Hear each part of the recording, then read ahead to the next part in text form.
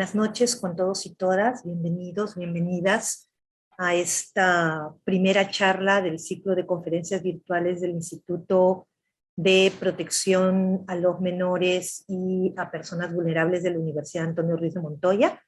Nos complace mucho encontrarlas nuevamente en este espacio para reflexionar y para profundizar algunos temas relacionados con la violencia y la protección. Como saben, nuestro instituto tiene ya un poquito más de un año de fundado y estamos orientados a poder generar justamente espacios de reflexión, de formación y de investigación y de prevención de todas las formas de violencia contra niños, niñas y adolescentes en nuestro medio, y personas vulnerables en nuestro medio. Y abrimos hoy día con un tema que es especialmente interesante, que es el grooming, que tiene que ver con el acoso sexual a niños, niñas y adolescentes, muchas veces con las situaciones de los padres fuera trabajando, sobre todo ahora que estamos regresando a la presencialidad, con poco acercamiento a nuestros niños y niñas. En el colegio a veces tampoco podemos atender a todos nuestros niños y niñas, y no sabemos o no estamos atentos de quién y de qué forma se les está acercando. Entonces nos ha parecido bien importante empezar con este espacio para poder entender qué es el grooming y qué tendríamos que hacer quienes trabajamos con niños y niñas para prevenir el grooming. Y para eso estoy bien contenta, especialmente contenta de recibir hoy día a una amiga querida y colega que nos acompaña desde Costa Rica, Ana María Marín Richmond. Ella es psicóloga y psicoterapeuta, psicóloga clínica. Tiene un posgrado en la atención del abuso sexual y el diploma de protección de menores por la Pontificia Universidad Gregoriana.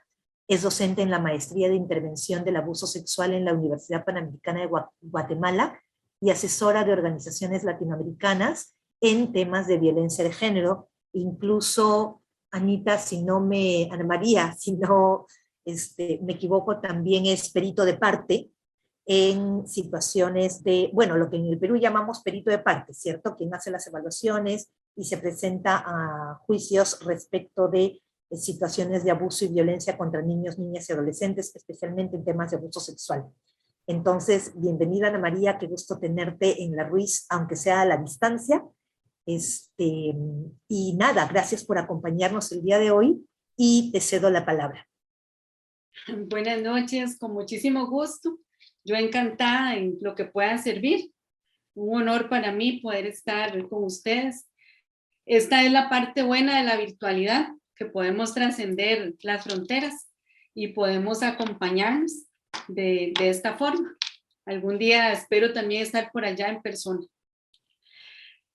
Bueno, muchísimas gracias. De lo último que decía Dafne, bueno, muy importante, yo no soy perito, pero sí efectivamente yo preparo personas y familias para la parte del proceso de juicio y presento informes como prueba documental, los cuales después se me llama a defender.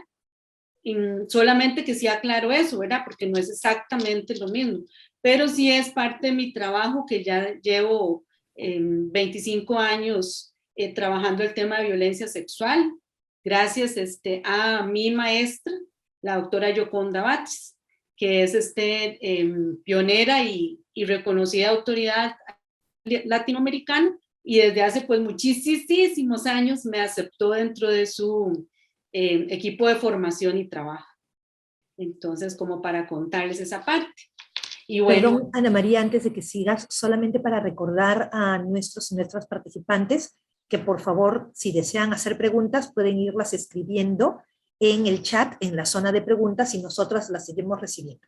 Eso, gracias. Perdón la interrupción, continúa por favor. No te preocupes. Sí, en la parte que dice preguntas y respuestas, ¿verdad? No en el chat. Muy bien. Para que puedan entonces ir anotando por ahí. Entonces, bueno, la dinámica, según lo que yo entendí, vamos, que además me agradó muchísimo la comunicación tan horizontal con las personas encargadas de esta actividad.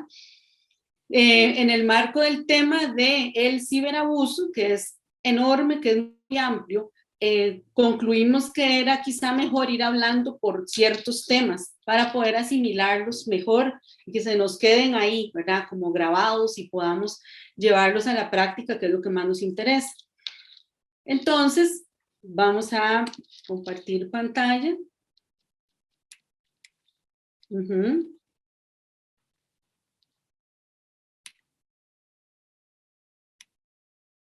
bien. El tema del que vamos a conversar es el child grooming, llamado comúnmente grooming, que es el abuso sexual cibernético en personas menores de edad. Este término, que se creería más conocido en la actualidad, en realidad sigue confundiendo a algunas personas y también por el origen de su nombre, y también le es desconocido a otras personas que no lo relacionan con abuso sexual. Entonces, ahorita vamos a ver cómo por qué. ¿Qué sí es importante? Es importante saber que el grooming es solo una parte de los diferentes abusos que se pueden dar por medio de las redes, que es el que tiene que ver más específicamente, ahorita lo vamos a ver en su definición, con las personas menores de edad. Entonces no me voy a adelantar a eso. Para empezar, yo quisiera mostrarles un video. Vamos a...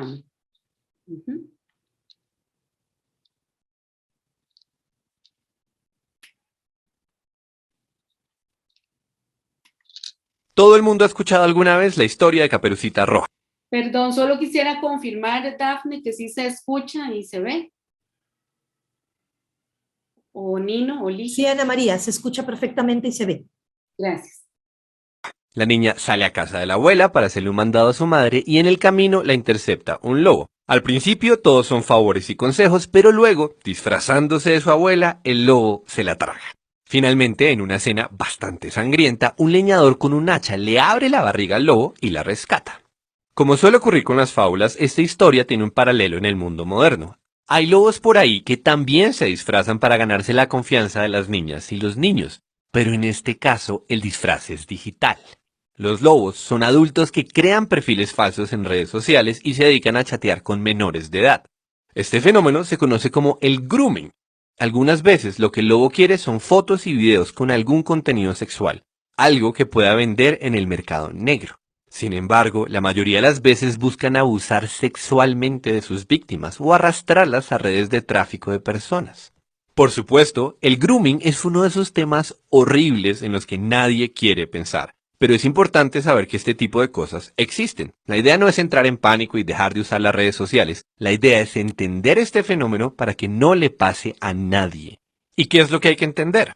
Pues resulta que el grooming se basa esencialmente en dos tácticas. Una es el engaño y la otra el chantaje. El engaño ocurre cuando el lobo se disfraza. En redes sociales, él se hace pasar por una persona joven y la víctima del grooming cree que está hablando con un posible novio o con un amigo, pero no con un abusador. Y por su parte, el chantaje se trata de conseguir algún tipo de información para amenazar a la víctima. De manera que la dinámica se vuelve siempre la misma. Si no haces esto o aquello, voy a publicar la foto que me mandaste o le voy a contar a tus amigos y a tu familia lo que me dijiste el otro día. Entonces, ¿qué debe hacer uno en estos casos? Pues, por el lado del engaño, la clave está en aprender a verle los dientes y las orejas grandes al lobo. Así como el disfraz de la abuelita tenía un montón de detalles que revelaban el engaño, un perfil falso también está lleno de señales que lo delatan. Hay muy poquitas fotos, o las fotos en las que el lobo supuestamente aparece son de muchas personas, o el perfil tiene muy pocos amigos y pocas interacciones. Un lobo dice cosas que no puede demostrar. Un lobo no prende su cámara. Un lobo no aparece en eventos en los que hay otras personas conocidas. La pobre Caperucita notó que había algo raro, pero en lugar de salir corriendo, se conformó con las respuestas del lobo. Ese es el error que nadie debería cometer. Hay que prender las alarmas cuando las señales no cuadran. Además, nunca hay que acudir sin compañía y a lugares que no sean públicos a una cita con alguien que se conoció por internet. En cuanto al chantaje, pues lo primero es no ponerse en esa situación. Darle información sensible a otra persona es darle poder. Es decir, que no vale la pena contar secretos o enviar fotos comprometedoras cuando no tenemos suficiente confianza o no conocemos personalmente al que está del otro lado. Esto es bastante básico. Pero bueno, digamos que hay lobos muy astutos, personas que se ganan lentamente la confianza de un menor de edad y que llegan a conseguir la información que necesitan para ponerse a chantajear. En estos casos toca actuar, hay que contarle a todo el mundo, papás incluidos, para poner en evidencia al lobo. Después de todo, el lobo es un criminal. A la víctima le puede dar pena que se publique una foto o un secreto, pero pocas cosas son tan graves como ser un abusador de menores, y eso pone al lobo en una situación realmente frágil. O sea, hay que denunciarlo, y es seguro que él lleva las de perder. Por el contrario, no contarle a nadie lo que está pasando es justo lo que el lobo quiere. Pero bueno, suficiente paranoia por hoy. Los lobos existen y hay que tener cuidado, pero la verdad es que basta con algo de sensatez para que ninguna persona caiga en este tipo de engaños. Se vale chatear, se vale conocer personas nuevas. Lo único es que debemos ser más astutos y confiar en nuestro sentido común para no convertirnos en otra Caperucita.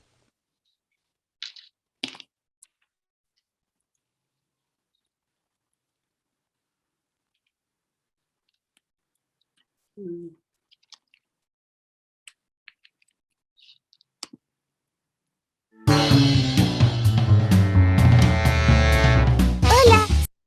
Ya, perdón.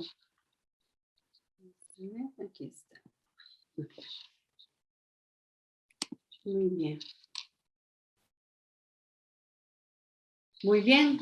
Este video, si fuéramos, pues digamos, a hacer un análisis crítico o fuéramos a trabajar, por ejemplo, la parte de mitos, que es sumamente importante dentro del tema de abuso sexual, pues le vamos a encontrar un montón. No es cierto, ¿verdad?, que se trate solo de ser sensato o de, ¿verdad? O sea, no es tan fácil tampoco. Esto podría culpabilizar mucho a las personas y a las familias que han pasado por estas situaciones y en realidad no es que sea tan sencillo reconocer que se está en una situación de estas. Lo que puede ser más fácil es tratar de prevenirlo. Entonces sí quiero como aclarar eso. Sin embargo, yo escogí este video, entre otros, porque es muy completo y va dirigido a las personas menores de edad. Por lo tanto, es como bueno para trabajar justamente la prevención. Nos puede, digamos, dar un punto de partida, de discusión y de claridad, pues sobre todo, digamos, a nivel de familia, de grupos, a nivel educativo. O sea, nos puede permitir un debate de una manera más sencilla. Y por esto es que lo escogí.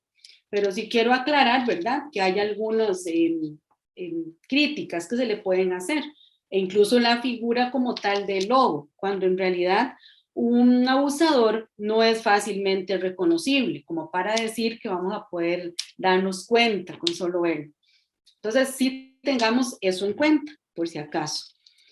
¿Qué pasa, bueno, con el abuso del grooming? El grooming viene de la palabra acicalar, que es una palabra en inglés, y por eso probablemente muchas personas, hoy de hecho me lo comentaban unas amigas, ustedes han visto rótulos y publicidad de grooming relacionado con animales, relacionado con cortarles el pelo y las uñitas y toda esa parte como de cuidarlos, aquí decimos otra palabra, como chinearlos. Entonces, tiene que ver como con esa preparación, como con una cuestión externa, y de ahí viene utilizar el término como tal. Es importante, aquí tenemos la definición, entender que el grooming se separa de otros tipos de abuso, también cibernético. Por ejemplo, hablamos de persona menor de edad y aquí no hablamos y persona vulnerable, hay que separarlo, porque una persona vulnerable puede ser mayor de edad y en una persona mayor de edad este tipo de delito tiene otros nombres como sexting, por ejemplo. ¿Qué es entonces el grooming? Es el conjunto de estrategias, o sea, todas las formas, todas las maneras en que una persona adulta busca, ¿verdad? O desarrolla ganar la confianza de una menor de edad. O sea, es entre un adulto y una persona menor de edad a través de el internet, de las redes sociales, con el fin último de obtener concesiones de índole sexual. Entonces, esto es importantísimo. ¿Por qué? Porque entonces también, ¿verdad? Nosotros nos vamos a centrar en el grooming, pero debemos diferenciar, por ejemplo, ¿de qué? Del ciberbullying. El ciberbullying, ¿verdad? Que también es violencia que se da entre pares y entre menores de edad, pero que tiene que ver con actos de humillación y de otros tipos de violencia que no son de carácter sexual, o sea, que no buscan como un fin último esto.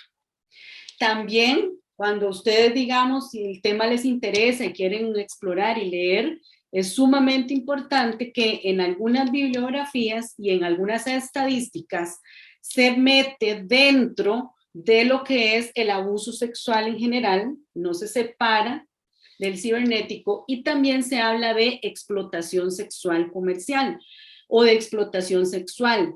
Y esto hay que diferenciarlo porque incluso hay leyes específicas que nos hablan de la explotación sexual. Entonces es algo diferente. Sin embargo, el grooming puede ser la entrada, puede ser el medio que utilice un abusador o una red de abusadores para atraer a una persona al tráfico, como lo decía el video, a la explotación sexual u otros.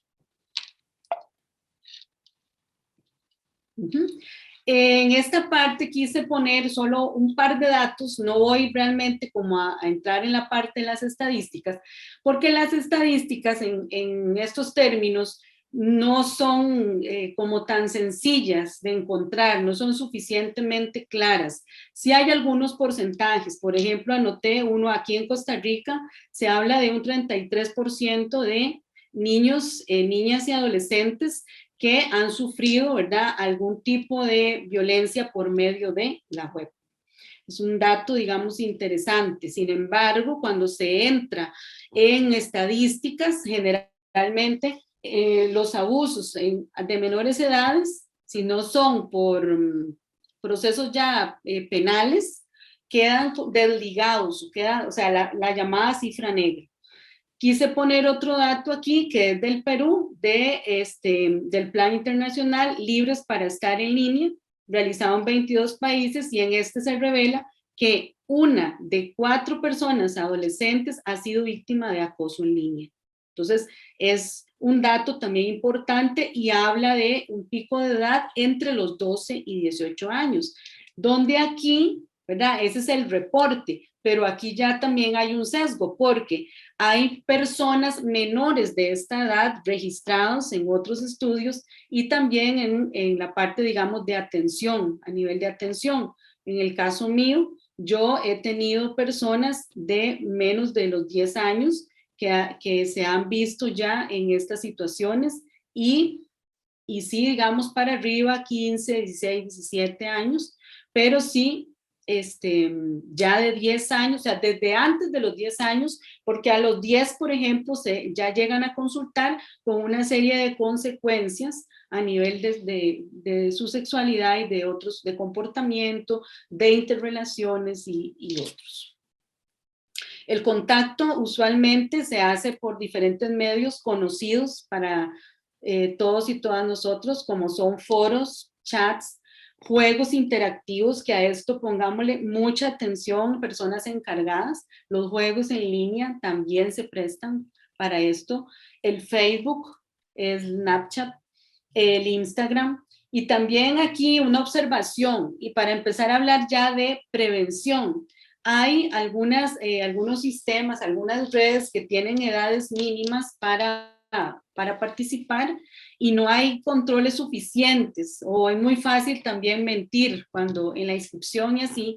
Y yo creo que también como prevención eso es algo importante, porque sí, así como cuando en el cine dicen la película es para tal edad y a veces uno sale y dice, no era para esa edad, era para mayores de esa edad.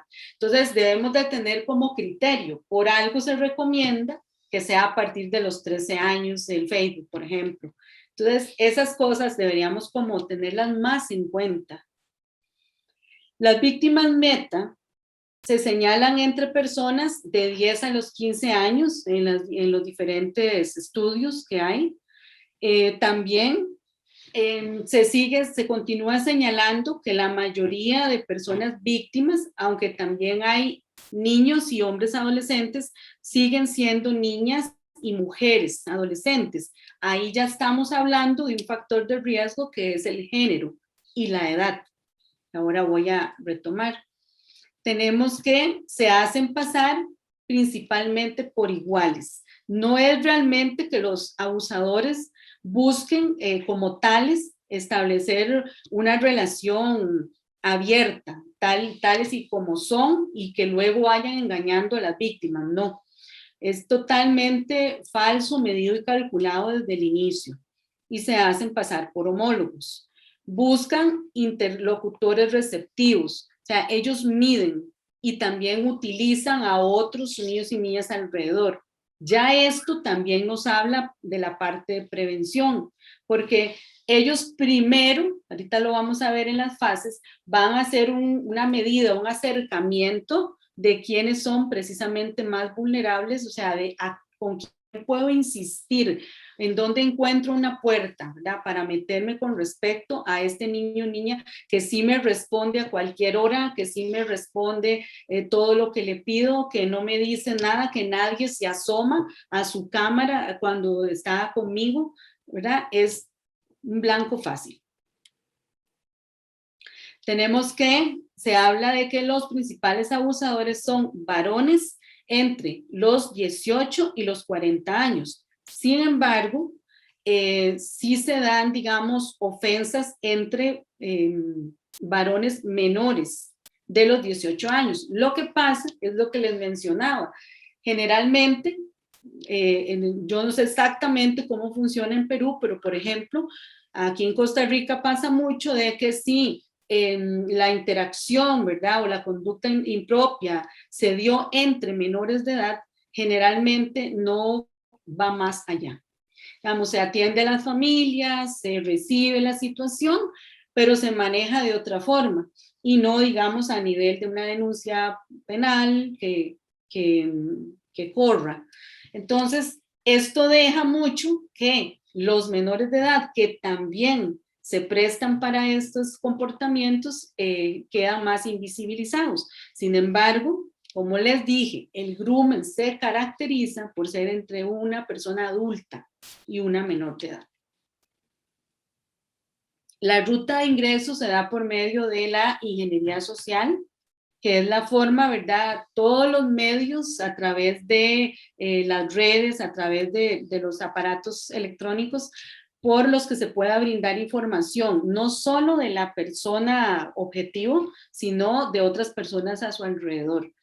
Y esto establece que muchas veces también utilicen a una persona ya contactada, ¿verdad? Ya incorporada para atraer a otras. Les decía, ahora lo vamos a ver, se ganan la confianza de primera entrada y buscan amistad, venden la idea de amistad.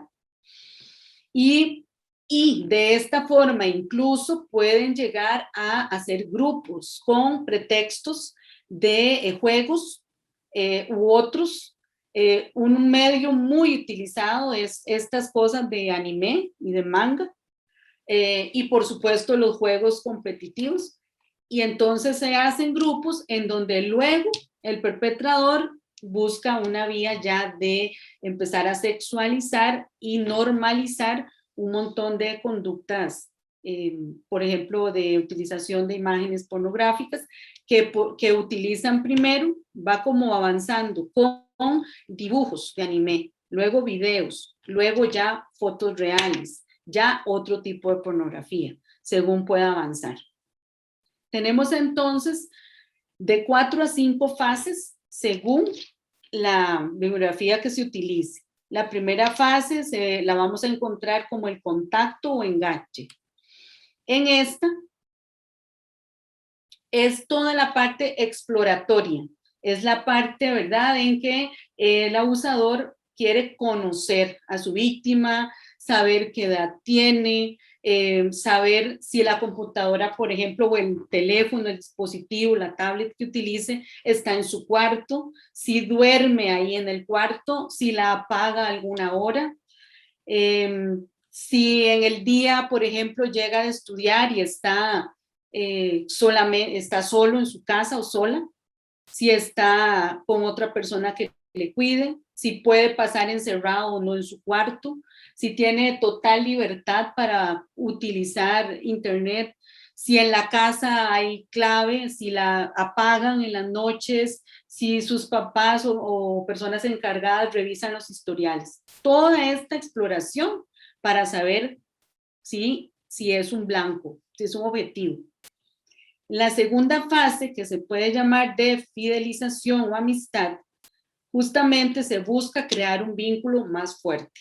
Aquí ya se dan conversaciones en torno a la dinámica familiar, qué ocurre, qué posición tienes en tu familia, cómo te sientes, cómo te tratan, qué tipo de problemas hay. Y entonces ahí ya vamos, ¿verdad? Porque en todo momento quiero ir hablando como de la prevención. Ya vamos a encontrar factores de riesgo en familias donde la comunicación no sea abierta, donde no haya temas de discusión relacionados con una sexualidad sana, donde no haya información para las personas menores de edad o límites u otros cuidados. Se traen a relucir temas sobre el físico, que después empiezan ya más directamente a ir hacia lo que son, les decía, cuestiones de sexualidad que se empiezan a ver como bromas, como chistes, ¿verdad? Como cosas normales, donde la persona menor de edad, no acostumbrada a esto, puede incomodarse, puede mostrarse asustada, pero el ofensor va a tratar de minimizar esto y va a convencerle de que no pasa nada, es que usted no sabía, pero eso es lo que pasa, eso es lo normal, eso es lo que hace todo el mundo. Introduce, digamos, bueno, ya aspectos negativos y empieza a desviar la sexualidad a imágenes pornográficas, como les comenté, y va aumentando en esto. En la tercera fase de seducción o manipulación, ya se sacan a relucir temas sobre sexo, sobre la pornografía que se ha empezado a enviar. Es una parte donde también ya empieza una parte de seducción en cuanto a lo linda que eres, cómo me gustas. Y en grupos también ha pasado que los ofensores buscan que tengan interacción entre los mismos niños y niñas, o niñas con niñas también, esto también lo he visto, niños con niños, empiezan a manipular todo esto desde una normalización. Hay preguntas más directas y comprometedoras, en todo momento se ve la evolución. Se les preguntan cosas, ¿verdad? Como que si se han masturbado, que si empiezan, ¿verdad? Por ejemplo, por si han dado un beso, si ya dieron un beso a alguien, si los han tocado, si se han masturbado, si saben cómo hacerlo. Y entonces se muestran como los grandes amigos que son súper exitosos en cuanto a esto y que quieren educarlos al respecto. Cuando se encuentran con la respuesta negativa, pues manipulan a la víctima, la hacen sentir inadecuada, la hacen sentir que desperdicia el no, ¿verdad? Desactualizada por no saber que todo esto es así, y empiezan muchas veces a ceder cuando no logran pedir ayuda, ¿verdad? O cuando no nos hemos dado cuenta que les está ocurriendo. La cuarta fase de captura de pruebas, acoso o chantaje es ya cuando el ofensor manda fotografías de sus partes privadas o masturbándose, insinuaciones directas para poder solicitar, digamos. Generalmente él tiene la iniciativa para comprometer a la víctima, para luego decirle, bueno, yo lo hice entonces ahora es tu turno, ¿verdad? Es como, además de que tristemente estas cosas ahora cada vez se ven como más comunes. A mí estudiantes de secundaria me reportan como, por ejemplo, van en el transporte público y conocen a alguien, intercambian teléfono y ese mismo día le está pidiendo fotos ahí con los diferentes nombres de mándeme un nudes o mándeme, ¿verdad? Y cuentan, significa una foto de aquí para acá, significa con ropa interior, significa sin ropa interior. Y entonces es algo que conversan como si estuviera bien y se empiezan a confundir. Entonces, este tipo de comportamientos entre homólogos vulnerabilizan a que ante un ofensor adulto, ¿verdad? Se sea más fácilmente manipulable, porque ya yo puedo venir con esa distorsión, con esa idea de que sí, ¿verdad? Todo el mundo lo hace, y que además me dice que es un igual, no me dice que es un adulto, aún, pues sí, debería, dicen muchas veces las víctimas y yo pensé que yo era rara, o yo pensé que lo mejor era apuntarme, se iban a burlar de mí, me iban a rechazar. Y bueno, está el envío de fotos.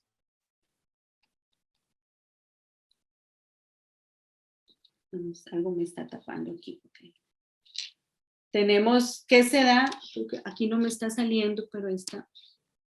Ajá, esta es la quinta fase, solo a mí se me tapa, que es la de, perdón, ya, la de control. Aquí ya la manipulación es, digamos, directa.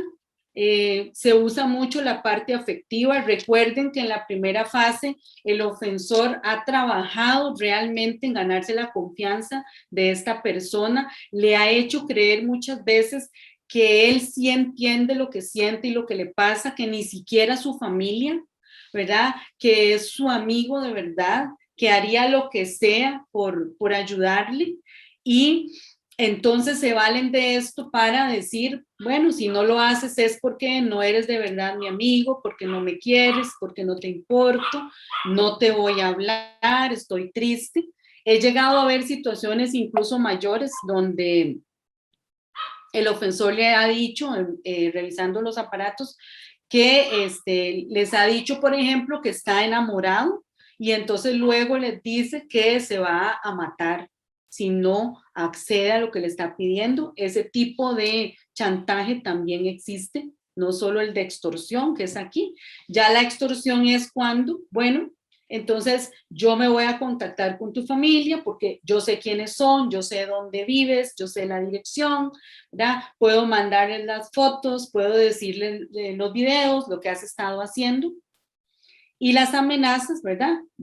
También de muerte, no solo de envío, de ir a buscar a sus padres o personas encargadas, sino de hacerle daño si no accede. O a su familia. Y entonces la víctima se vuelve, dicen los estudios, se vuelve como una marioneta. Si no se detiene en este punto, se convierte como en una marioneta a merced del abusador, que le va a continuar exigiendo todo tipo de fotos, de videos, de acciones, y que puede llegar a querer concretar ya una cita en persona. Y aquí el mayor peligro, ¿verdad? Ya está siendo la persona abusada, ya va a empezar a mostrar todas las secuelas de esto, pero también la parte de concretar la cita, que a veces la gente no piensa mucho en eso, cree que son eventos muy aislados, y realmente no. De ahí muchas personas desaparecidas, algunas personas que han regresado de ser obligadas a llevar en trata. Se sabe que todo esto puede estar relacionado con el tráfico de órganos, ¿verdad? Entonces son ya las secuelas más graves, pero son posibles, es la ruta de ingreso. ¿Cómo nos damos cuenta de que está pasando? Hay señales, algunas son más evidentes que otras. Y esto, digamos, yo lo he visto claramente en el área clínica, en el interior de las familias. Hay modificaciones inesperadas y abruptas de las rutinas de la persona menor de edad. Por ejemplo, se puede producir un notable aumento o disminución en el uso de los dispositivos. Entonces me preguntaban, ¿por qué disminución? Puede ser disminución también porque, uno, o porque lo está haciendo en la noche madrugada o cuando nadie está viendo. Entonces, a nuestra vista parece que no lo está utilizando, pero también puede suceder porque la persona está ya en la etapa de estar siendo extorsionada, amenazada, o sea, ya se está viendo muy afectada y entonces quiere alejarse, ¿verdad?, de lo que está ocurriendo, pero no logra hacerlo, no mientras no pida ayuda. Hay reacciones, ciertas reacciones ante, por ejemplo, los dispositivos y una inmediata evasión, por ejemplo, ocultar, no querer compartirnos, el nerviosismo, ¿ya?, al acercarnos para ver qué es lo que está haciendo. Empiezan a evitar situaciones sociales que disfrutaban anteriormente, como por ejemplo de salir con algunos amigos, de conectarse, a jugar con personas que sabíamos quiénes eran, que conocíamos, e incluso con la misma familia. Se vuelven más retraídos, se les nota también muy tristes, empiezan a deprimirse, pierden el interés, por lo tanto, en muchas cosas que antes les motivaban, se les ve tristes, apagados y muy malhumorados. Esto ya lo puse por aquí. Empiezan a manejar secretismo, como lo expliqué ahorita. Hay disminución en el rendimiento escolar y también puede haber problemas de conducta a nivel de la escuela o el colegio, solo que quizá no se sabe por qué, y ahí es donde debe ser muy efectiva la comunicación también de los centros educativos en señalar, ¿verdad?, o en preguntar a las personas encargadas si estas conductas se notan también, por ejemplo, al interior del hogar, o llámese un hogar sustituto, centro, albergue, donde estén. Hay ansiedad, podemos ver que se comen las uñas, que se muestran nerviosos por eventos que antes no, incómodos. Hay pérdida de confianza en sí mismos, empiezan a dar manifestaciones de inseguridad, de baja autoestima, de bajo autoconcepto. Se aíslan en la misma casa, buscan estar aislados en sus habitaciones, aislados de su familia, de actividades en las que antes compartían. Tienen una actitud hostil con el resto de la familia y en general. Esto es muy evidente. Y digamos, cuando ya van avanzando en esta interacción y en sentirse inadecuados y atrapados, empiezan a mostrarse un poco tolerantes, con muy mal humor. Y hay, digamos, aspectos físicos también, como por ejemplo, se les ve cansados, con ojeras, irritados, rebeldes, les decía antes, tristes, deprimidos, pálidos, se les puede notar. Pueden disminuir también la parte de alimentación, de ejercicio, de otras, ¿verdad?, de lo que llamamos ahí como sus rutinas. Y que lo dejé de último, suelen indicar continuamente que tienen mucho sueño y se les ve, y no hay como una explicación aparente. Todas estas cosas, ¿verdad?, podrían ser indicadores que necesitamos, ¿verdad?, tener en cuenta. ¿Cómo actuar? Y antes voy a devolverme aquí. Cuando nosotros tenemos indicadores, para hablar siempre de la prevención, cuando nosotros vemos estas cosas, necesitamos no solo acercarnos a preguntar, quizá la persona menor de edad no logre efectivamente decirnos lo que le ocurre, pero sí tenemos que prestar atención entonces a otras cosas. O sea, lo que uno llama como esa malicia, ¿verdad?, ese pellizcarse. O sea, va a ser necesario prestar más atención a la hora de acostarse y levantarse, a los dispositivos, a los historiales, cuando ya se fue a dormir, realmente está durmiendo, tiene la luz apagada, se levanta en la noche, qué tanto cuesta que se levante, escucho ruido en su cuarto, cuando está solo o sola en casa, ¿verdad? Puedo llamar si está conectado, qué está haciendo, puedo conectarme yo con la persona menor de edad. Y entonces, en la parte de cómo actuar, ya les he dicho algunas cosas. Ahora, esto a veces es totalmente lo contrario de lo que se puede hacer. Generalmente, los papás y mamás que yo he entrevistado, una de las primeras cosas que hacen es borrar todo, retirar los aparatos, escribir en el grupo o escribir al ofensor. Y en realidad, justo es lo que no hay que hacer. Necesitamos no borrar el contenido, ¿verdad? Más bien tener capturas del dispositivo y guardarlas en otro aparato, no denunciar el perfil para que no alertar al ofensor y por supuesto no confrontarlo antes de, o sea, necesitamos como todos esos datos para que se pueda dar una investigación más adecuada. De lo contrario, es bastante difícil, por lo que yo he visto. Denunciar tal vez no es tan difícil, pero encontrar realmente al perpetrador, especialmente si está fuera de nuestra zona, eso sí es más difícil. ¿Qué más podemos hacer? Hay que recurrir a las leyes. Aquí no voy como a leer esto, pero en Perú existen sanciones específicas sobre, ¿verdad?, los encuentros entre menores de edad por medio de dispositivos. Hay una claridad absoluta con respecto a esto, hay penas y creo que entonces, bueno, debemos de conocer esto a profundidad y hacer uso. Las denuncias, ¿verdad? Denunciar es muy, muy importante. Yo creo que cuando empezamos a hablar de estos temas, la gente estaba como muy perdida en cómo denunciar. Y también es algo que muchas veces les da vergüenza a nivel de familia. Muchas veces culpan a las personas menores de edad y tenemos que recordar, ¿verdad? La responsabilidad no compete. La persona menor de edad debe ser apoyada y acompañada y resguardada por las personas adultas.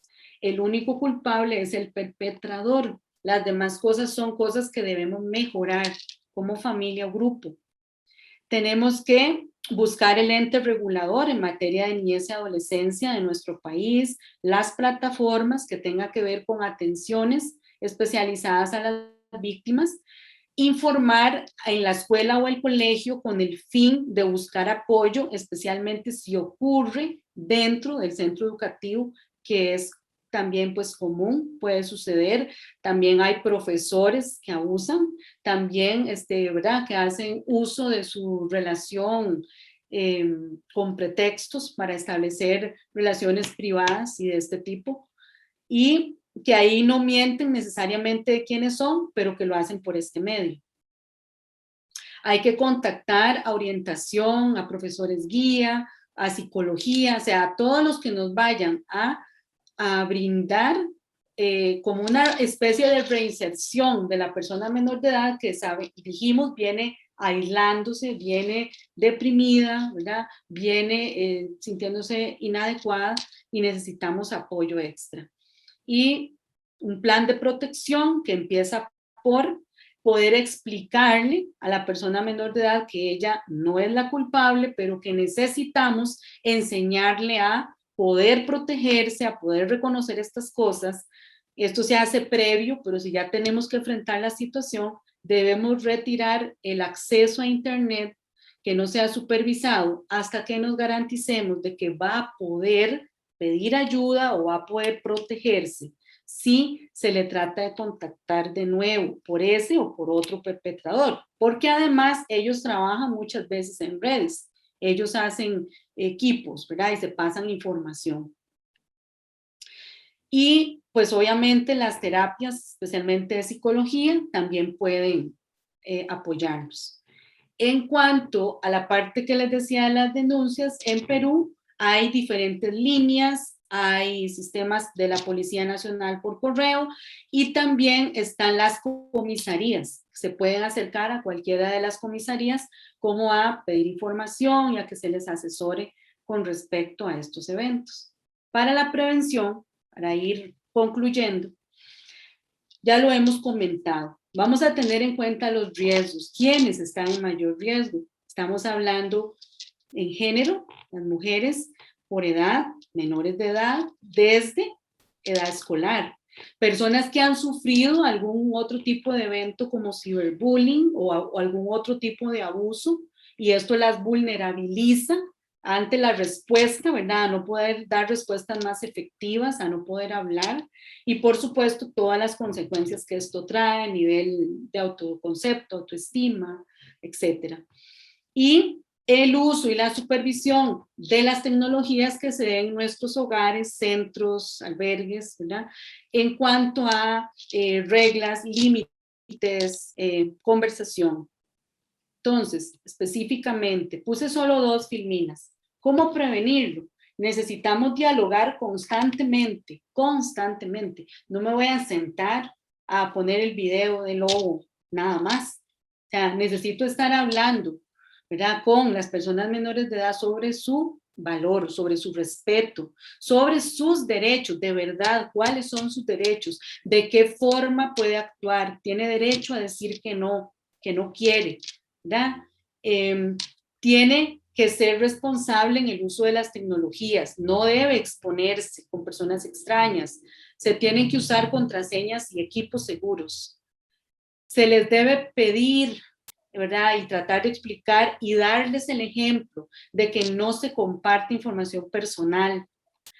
Debemos utilizar todas las herramientas de control parental que podamos, que tengamos a mano, y explicarles por qué. Explicarles que es para su protección y seguridad mientras aprenden a hacerlo por sí mismos y mismas. También marcar los límites en cuanto al uso en el tiempo de los dispositivos, de la cantidad de personas a quienes deberíamos o con quienes deberían interactuar, y prevenirlos pues ya de todo esto tal cual que existe y que no permitan, ¿verdad?, llegar a ser chantajeados por nadie, que les vamos a creer, que los vamos a ayudar, que no los vamos a culpar. Y esta otra la puse porque va dirigida es como una forma en que le pueden hablar ustedes a las personas menores de edad. Hablarles de sexualidad en cuanto a una sexualidad sana, en cuanto a que las relaciones sanas no se basan en chantajes ni manipulaciones. Y por supuesto yo debo ser ejemplo de eso también, de que siempre se debe avisar a padre, madre, a alguna persona adulta que pueda ser de confianza y que sepamos que me va a ayudar, que no se accede a tener citas con personas que no conozco realmente, que no conocen en mi casa como para poderme resguardar, y que no se publica información personal. Siempre sirve mucho, mucho, mucho ponerlos en la situación de, imagínate, si tú vas a mandar esta foto, solo trata de imaginarte si esa foto es algo que quisieras que pueda ver cualquiera. Y ya esa respuesta te va a decir si deberías mandarla o no. Ese es el tipo de diálogo que necesitamos tener, especialmente con adolescentes. Debemos recordar, si somos personas encargadas de menores de edad, que hay un ajuste que se debe hacer en la comunicación. A la persona adolescente ya no le podemos dictar reglas, aunque yo sea papá y mamá, por supuesto, pero yo debo necesitar que las comprenda, o sea, me conviene más que me diga que está de acuerdo, que le parece bien, ¿verdad? La comunicación tiene que ser aún más horizontal, o sea, va a tener mucho mejor efecto. De lo contrario, nos van a decir que están de acuerdo y pues van a hacer lo que quieren y podrían estar sumamente desprotegidos. Bueno, creo que me pasé un poquito del tiempo, pero traté de hacerlo lo más rápido y concretamente que pude. Y pues les doy las gracias, espero que se haya comprendido, que les haya dejado la idea que es un tema mucho más grande, y ahora creo que desde la universidad nos van a ayudar con las preguntas. Sí, muchísimas gracias, Ana María. Efectivamente es un tema grande, complicado de trabajar porque, como bien has dicho, nosotros tenemos normas y reglamentos, pero generalmente ubicar a los perpetradores en este tipo de situaciones, cuando el perpetrador podría estar en otro país incluso, es bien complejo y bien delicado. Entonces, por eso es tan importante esto de la prevención que nos has ido mencionando a lo largo de toda la charla, ¿no? Hay algunas preguntas aquí desde inicio y nos preguntan sobre el grooming entre adultos. Tú habías dicho que en adultos no se llama grooming y habías dado ejemplos de otros tipos de violencias entre adultos, ¿no? Como, ¿qué tipo de violencias sexuales entre adultos se dan por internet? Pueden tener diferentes términos según como la relación, ¿verdad? Sexting es como el más reconocido, porque el abuso entre adultos por medio de los dispositivos electrónicos no se da solo entre extraños, se da también muchas veces a nivel de parejas que han tenido una relación real, una relación de noviazgo, de compartir, y que luego cuando la relación termina se tratan de extorsionar por medio de compartir los videos y las fotos que alguna vez fueron de mutuo acuerdo, ¿verdad? Que fueron competencia de ambos, pero ya en una forma negativa. Y esto también se puede denunciar, o sea, esto también se denuncia y se siguen los mismos pasos, guardar, ¿verdad? Todas las pruebas que demuestren que la persona me quiere dañar o me quiere extorsionar. Perfecto. Un recuerdo, por favor, veo que están colocando algunas preguntas en el chat y allí como están poniendo varios mensajes se nos pueden perder, entonces por favor colóquenlas en preguntas y respuestas. Está al ladito del chat, son dos simbolitos parecidos al del chat, al llamado del chat, y dice Q&A, preguntas y respuestas. Nos preguntan si podría hablarse de grooming, si sería pertinente hablar de grooming en una situación presencial, como una estrategia para captar menores, o sea, este proceso de seducción, de acercamiento, de ganar confianza, para acercarse a los menores. Bueno, en realidad, si nos vamos a las fases que van evolucionando, efectivamente, el grooming puede ser una estrategia para llegar a una situación de abuso sexual ya presencial, ¿verdad? O otros, como les mencionaba, ya, por ejemplo, incorporar a la persona en una situación de explotación sexual comercial, que es donde media ya ofrecerles un pago u otras regalías. La ley de explotación no habla mucho de algunas relaciones que son pseudoafectivas, que son manipulables, pero se da, ¿verdad? Se da, por ejemplo, que el ofensor a través del grooming establece la relación presencial. De forma presencial se vende como una persona enamorada, un buen candidato a ser una pareja y compromete a la persona menor de edad por medio de regalos o ayudas, e incluso a veces ya lo ha hecho porque sí conoce a la familia y se ha vendido como un amigo para luego cobrarle todas estas cosas a la víctima. Pero todo tiene distintos nombres porque eso empezó como grooming y de hecho ya fue lo que vulnerabilizó a que esa persona de modo presencial va a ser víctima de explotación sexual o de abuso sexual. Nos preguntan también en qué se diferencia el grooming del maltrato infantil o contra adolescentes. Ajá. El grooming tiene por decirlo así, un objetivo sexual, ¿verdad? Es de índole sexual completamente. El maltrato infantil, que iría más como si es por medio de los dispositivos electrónicos, es el cyberbullying. Y si fuera presencial, es la violencia de otros tipos que no incluye la sexual, como por ejemplo la violencia psicológica, la violencia física, según el país también a veces se habla de negligencia, o sea, son otros tipos de violencia, pero que no tienen el remanente sexual. Buenas noches. Se mencionó que esto incluso se puede dar a los 8 años. ¿Cómo podríamos prevenirlo en esa edad? ¿Cómo se puede dialogar con niños de esa edad? Bueno, ya con 8 años, los niños y las niñas son capaces de comprender un montón de aspectos sobre la sexualidad sana, sobre su cuerpo. Ya a esa edad ellos, ¿verdad?, entienden perfectamente que el cuerpo no se le muestra a nadie, que el cuerpo no lo accesa, no lo toca a nadie, Todos estos límites ya perfectamente los reconocen. Ya a esa edad saben, yo soy un hombre, yo tengo un pene, yo soy una mujer, tengo una vagina, etcétera, etcétera. Entonces, desde ahí es mucho más fácil poder indicarles que por medio de los dispositivos electrónicos también puede haber alguien que quiera, ¿verdad?, que le muestre su cuerpo, que mostrarle el de la otra persona, y que esto es igualmente incorrecto.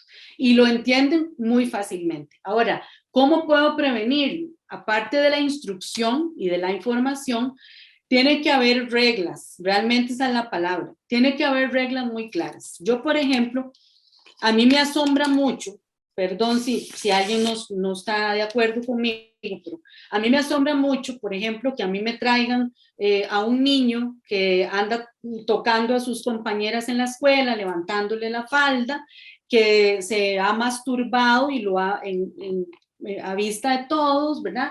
Y que cuando lo traen para la entrevista, resulta que él mismo rápidamente me dice que él ve pornografía en el teléfono.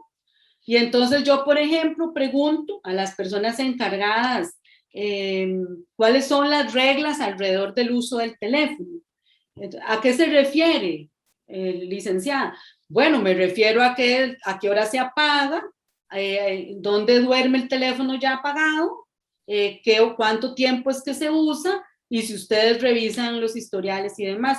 Ay, no, es que el teléfono es de él, por ejemplo, esa es la respuesta. A mí esas respuestas me asombran, o sea, tiene 8, 9, 10 años. Entonces yo pienso, ¿cómo el teléfono es de él? O sea, ¿cuándo fue a trabajar y se compró el teléfono? ¿Verdad? O sea, esas cosas a mí me asombran. Y entonces yo creo que por ahí es justamente que empieza la prevención. Un niño, una niña no tiene por qué estar pegado a un teléfono y tenerlo privado a esa edad, cuando está en formación, cuando no comprende un montón de peligros, y nosotros debemos de decirle que le queremos enseñar. Debemos no solo poner controles parentales, a veces fallan, hay que ponerlos, actualizarlos y revisar. Es nuestra obligación. ¿Por qué? Porque va a haber un momento en que ya no vamos a poder eso, porque va a ser una invasión a la privacidad. Así que tenemos que hacerlo cuando es parte de la formación, prontamente. Importante ese tema de los límites, ¿cierto? A veces nos confundimos en nuestro rol de padres y creemos que la horizontalidad implica la falta de límites, ¿no? Exacto. ¿Qué se puede hacer, nos dicen, cuando una víctima no quiere denunciar, porque a veces las autoridades minimizan las denuncias? ¿Qué se hace cuando alguien no quiere denunciar este tema? Lamentablemente sí, ¿verdad? Muchas veces las personas que deberían apoyar las denuncias más bien ponen zancadilla, ¿verdad? Tropiezo en esto con algunas frases, pero es nuestro deber. Entonces, cuando son personas menores de edad, al menos para abajo de los 12, eso es casi en todos los países, y luego en otros países ya hay entre los 12 y los 15, o para arriba de los 15 va cambiando. Pero cuando son menores de 12, o sea, en edad escolar, nosotros podemos denunciar. La persona menor de edad no tiene que estar necesariamente de acuerdo. Por supuesto que su relato es importante, pero la denuncia se puede establecer, y en un proceso de acompañamiento adecuado, la persona se va a ir dando cuenta de que ella estaba siendo una víctima, de que nadie la está culpando y de que ella tiene derecho a defenderse y a protegerse. O sea, puede comprender. Por ejemplo, a los 15 años, que es mucho más difícil, las muchachas cuando en sus casas se dan cuenta que han estado enviando fotos y estableciendo este tipo de relaciones, ellas suelen decir muy enojadas, yo quería, ¿verdad? Es mi cuerpo, yo quería. Y les cuesta mucho comprender, pero con el debido acompañamiento, ellas se van dando cuenta que no necesitan exponerse de esa forma, que las puede llevar a otros peligros mayores. Entonces puede ser lento, pero lo van comprendiendo con la paciencia y con la información correcta. Hay algunas preguntas que van por el mismo lado, que tienen que ver cómo trabajar y cómo prevenir este tema con adolescentes, cuando los adolescentes son muy reservados, cuando no cuentan cosas, cuando tienden a aislarse, si los papás trabajan todo el día, cómo se trabaja este tema, ¿no? Bueno, sí, ya lo hemos, ¿verdad? Como dicho, por ejemplo, sí, yo entiendo que papás y mamás hay que trabajar, no podemos estar ahí siempre, pero bueno, para eso sirven las normas de convivencia o reglas de una familia que no establecen solo papá y mamá, que se establecen conjuntamente, que se acuerdan, que se firman entre todos, ¿verdad? O sea, que porque nos las explicaron, porque nos tomaron parecer. Y finalmente también papá y mamá van a ser pues la autoridad y pueden con firmeza decir, bueno, aquí las cosas van a ser así. Por ejemplo, aquí no se va a tener el internet en la madrugada. ¿Por qué? Porque en la madrugada hay que dormir, porque hay que levantarse despabilado para estudiar. Ya, eso es una cuestión de cuidado. Eso no es, digamos, un atropello a ningún derecho. Entonces, todas esas cosas se dialogan y pues hay que hablar de los peligros. Usted ponga un grupo de adolescentes y si no quieren hablar con usted porque es el papá o la mamá, llame a alguien más y ponga un video como el que vimos aquí y ponga palomitas y frescos y díganles a ver si al final todos van a empezar a opinar. ¡Ah! Ese video o otros videos, vio lo que le pasó y esto y el otro y en mi colegio pasa esto entonces podemos buscar recursos. Sí es cierto que a veces les da que no quieren hablar con nosotros, pero hablarán con alguien más. Por eso yo mencionaba por ahí a orientación, a psicología, ¿verdad? A otros familiares. Siempre está la tía divertida que todo el mundo quiere hablar con ella, ¿verdad? Todos esos recursos son los que tenemos que utilizar. Y considerar las otras redes, ¿cierto? Lo que mencionabas, orientadores, el colegio, los docentes. A propósito de los docentes, nos preguntan aquí qué puede hacer un docente desde su rol para prevenir este tema y para sensibilizar a los padres y a los estudiantes respecto de este tema de la virtualidad, ¿no? Bueno, precisamente, bueno, tienen mucho poder las personas docentes, un alcance muy masivo, una figura más aceptable muchas veces que el propio papá, mamá o cuidador. Tiene primero que informarse, ¿verdad? O sea, tiene que nutrirse un poco del tema para poderlo comprender y mostrarse fuerte cuando lo comunique. Y puede realizar eventos desde su rol, que hagan, digamos, por ejemplo, que lleven al debate por medio de juegos, de dinámicas. ¿Verdad? Por ejemplo, yo he trabajado con seminaristas y hacemos un juicio. Y lo que se enjuicia es el uso de las tecnologías. Entonces, ¿verdad? Se hacen dos grupos y hay un juez y entonces todo el mundo se apunta a esas cosas y debatimos, vamos debatiendo punto por punto. Bueno, ¿qué pasa con el uso de las tecnologías? Las tecnologías no son malas, son necesarias, pero hay usos debidos e indebidos. ¿Cuáles son? Entonces, ese tipo de acciones son las que mayormente podrían establecer y conocer los protocolos a seguir, o sea, las rutas a seguir dentro de la institución. Eso también es necesario para apoyar más a las familias. ¿Cómo abordar el grooming con niños o personas con discapacidad visual o física? Sí, eso, ¿verdad? Es mucho más complicado. Cuando, por ejemplo, en la parte, siempre vamos a tener que rescatar un sentido.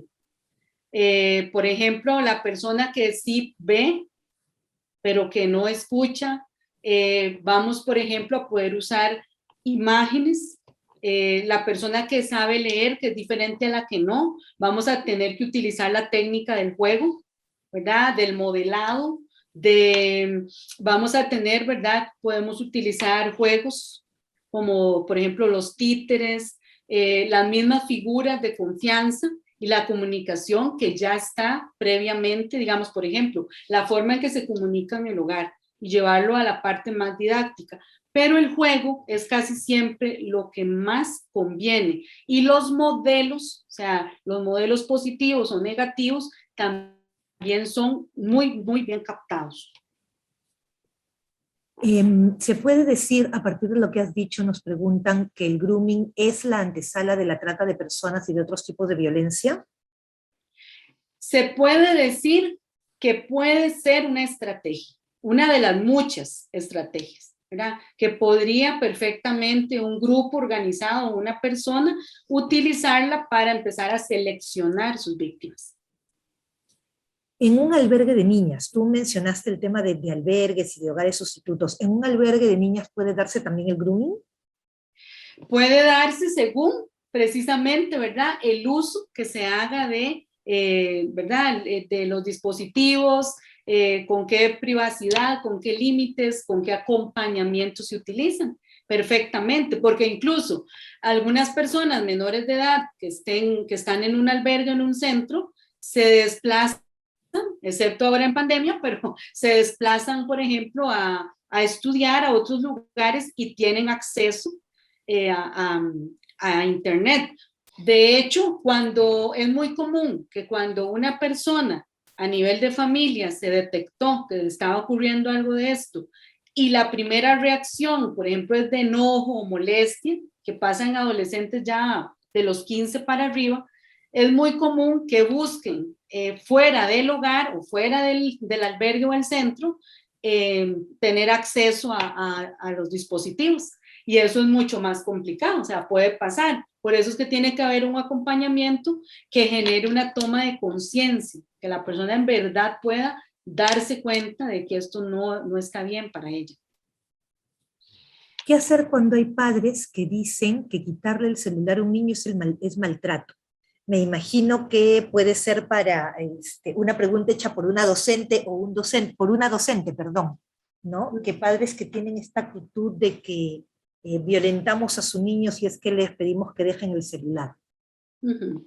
Bueno, yo creo que podemos valernos de muchos recursos. Ahora existe bastante información que habla, digamos, de la adicción que generan los aparatos electrónicos, los juegos, los videojuegos, ¿verdad? Hay estudios que comparan esto con otro tipo de adicciones. La más común es al azúcar, a los dulces, hay mucha información que habla de la hiperactividad, de la desconcentración, y está todo lo que hemos hablado hoy. Los peligros, ¿verdad?, de que una persona, no un igual, sino un abusador, ¿verdad?, pueda enganchar con este niño o niña, y por lo tanto, cada cosa tiene su edad. Entonces, yo sé que hay papás y mamás que creen que está bien y que es muy necesario el teléfono, pero bueno, entonces pongámosle los controles y démosles el acompañamiento.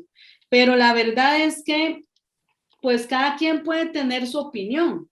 Yo soy de la opinión que un niño o una niña, o sea, no le va a pasar nada por no tener teléfono. En la casa tienen donde hacer sus tareas, en donde ver, en donde tener su parte recreativa. Lo que tenemos que preguntarnos es si yo le estoy dando acceso libre al dispositivo porque a mí me conviene, porque entonces me exige menos tiempo y menos creatividad para tener que atender a mi hijo o a mi hija. Tenemos que preguntarnos eso. Hay casos, nos preguntan aquí, de padres que entregan a sus hijas menores de edad a hombres mayores porque ya no tienen cómo mantenerlas y los hombres les dan dinero a los padres a cambio de lo que hacen con su hija. ¿Esto se debe denunciar? Esto se debe denunciar porque, aunque fue una costumbre ancestral, actualmente esto es un delito. Es un delito, ¿verdad? Y es denunciable. La persona menor de edad tiene que saber que que no tiene por qué aceptarlo. Ella puede denunciarlo también. No necesita la aprobación de su papá o mamá. Y otras personas adultas responsables también pueden denunciarlo, ¿verdad? Es una obligación denunciarlo. Entonces, ¿por qué esto? Hay que tener mucho cuidado. Todavía hay informes de los estados de la nación, de diferentes países latinoamericanos que siguen señalando, que aquí es donde el género es sumamente importante, siguen señalando que en muchas familias, sobre todo escasos recursos, visibilizan a ciertos hombres como buenos partidos porque son, no sé, porque son estudiados, porque tienen un buen salario, y entonces desvalorizan mucho el papel o el valor de las mujeres en cuanto a poder ellas también tener su propio desarrollo. Y desde muy temprana edad se les empieza a vender la idea de que uno así es el que deberías atrapar, qué bueno, vea, no es tan guapo, pero mire, todo lo que tendría usted de beneficios y demás, como si la persona no fuera capaz de solventar su propia vida, pues con apoyo, ¿verdad? Y siempre será más valioso una persona que, no sé, que quizá no comió muy bien, pero que pudo estudiar a brincos y saltos y luego sentirse fuerte al respecto, y no una persona que creyó que no tenía ninguna oportunidad más que otra persona fuera la que le pusiera el pie encima solo por darle algunas cosas. Y respecto a esto, y ya para ir cerrando, me cuelo un poquito, en nuestro país, la información sobre el abuso sexual y cuando una niña es entregada a un hombre, es abuso sexual, aunque los padres no pueden autorizar que una niña tenga una relación sexual con un hombre adulto. Entonces, y en nuestro país es denunciable, y cualquier persona, de hecho es obligatoria la denuncia de abuso sexual de menores de edad en el Perú. Entonces, cualquier persona que sepa de una situación así, tiene que informarlo a las autoridades, ¿no?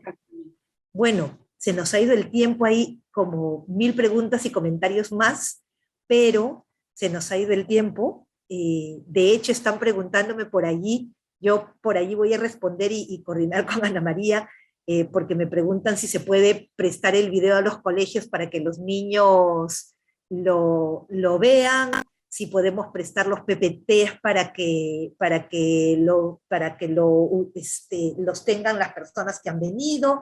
Entonces, yo eso no ofrezco el material, porque recordemos que hay temas de derecho de autor y que tengo que coordinarlo previamente con Ana María, pero voy a hacer las preguntas del caso y vamos a ver cómo hacemos para ver si es posible que en algunos colegios o lugares escuchen también esta charla, o a lo mejor podamos facilitar el link de YouTube porque la estamos grabando y van a tener acceso a ella, ¿no? Y efectivamente alguien preguntaba por allí también eso, así que vamos a facilitarles luego el link. Muchísimas gracias, Ana María, ha sido súper interesante. Antes de que terminemos, le voy a dar la palabra a Nino 2 minutos para que nos dé una información y que podamos ir terminando.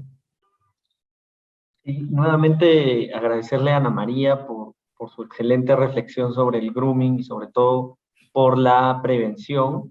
Vamos a dejarles a todos y todas un link para en el chat para que puedan llenarnos una encuesta con su valoración sobre esta propuesta y también para tener sus contactos y poder encontrarles en otras propuestas que tenemos, y por eso también queremos mostrarles rápidamente qué es lo que en el instituto hemos pensado para este año, ¿no?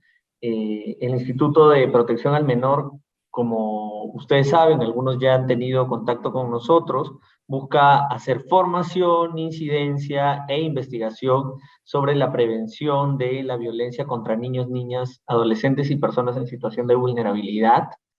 Entonces, en el mes de... Hemos tenido una primera propuesta que se llama Construyendo una Iglesia Más Segura, de 24 horas académicas con Dafne, para reflexionar sobre el abuso sexual y las posibilidades de que todos y todas en la iglesia seamos actores claves para la construcción de una iglesia más segura para los niños, niñas y adolescentes. Hemos tenido un primer grupo, pero vamos a empezar otro en el mes de abril. Empieza el 5 de abril, los martes y jueves de 6 a 8. Sería genial que puedan, algunos de ustedes, si les interesa, colaborar en la iglesia desde una visión de la protección a los niños y niñas, que puedan sumarse al curso, ¿no? Va por todo el mes de abril hasta el 2 de mayo. También tenemos una propuesta que se llama Arte y Juego, herramientas para el acompañamiento en niños y niñas, pero me han informado hoy que ya se cerró las inscripciones de la primera edición y de la segunda edición, que empieza el 29 de marzo. Entonces, esperamos que en los próximos meses tengamos otra vez arte y juego como herramientas para el acompañamiento a niños y niñas. Y luego, para todos en la iglesia, vamos a tener un seminario internacional sobre procesos de investigación sobre el abuso sexual en la iglesia con el padre Jordi Bertomeu, que es de la Congregación para la Doctrina de la Fe, en el mes de septiembre, entre el 14 y el 16 de septiembre de este año. Así que si alguno de ustedes está interesado, especialmente para personas que forman parte de comisiones de escucha, comisiones de prevención de congregaciones religiosas, de colegios, de instituciones eclesiales o de diócesis. Y luego recordarles sobre nuestro ciclo de conferencias, ¿no? Ahora hemos tenido la primera en marzo, vamos a tener en mayo sobre sinodalidad y prevención de abusos, en julio sobre la situación de la vida religiosa femenina en la iglesia peruana, en octubre sobre trauma y resiliencia, y en noviembre sobre primeros auxilios psicológicos a víctimas de violencia. Ustedes ya han asistido a la primera, nosotros vamos a dar una certificación a quienes asistan a 3 de estas 5 conferencias del año, ¿no? Entonces, apúntense, les esperamos en las siguientes conferencias. Son 5 conferencias gratuitas para reflexionar juntos sobre la situación de la violencia y estrategias de prevención en todos estos temas, ¿no? Y igual, vamos a dejar nuestro correo para poder contactarnos con ustedes, para replicar otras propuestas del instituto en sus instituciones, para construir juntos una iglesia y una sociedad que cuida a los niños, niñas, adolescentes y a las personas en situación de vulnerabilidad. Este correo es ipmep@one.p. Les esperamos y nuevamente muchas gracias a todos y todas. Han habido algunas preguntas sobre lo que decía Nino. Si alguien, vamos a ir, así como hemos ido compartiendo el link para inscribirse en esta primera ponencia con Ana María, previo a cada ponencia, vamos a enviarles a sus correos, vamos a publicarlo en el Facebook del IPMEP, que se abre dentro de poco, en la página web de la universidad, y en diferentes redes los links para que ustedes se puedan ir inscribiendo a las conferencias, a los cursos y estar informados de lo que vamos haciendo en el instituto.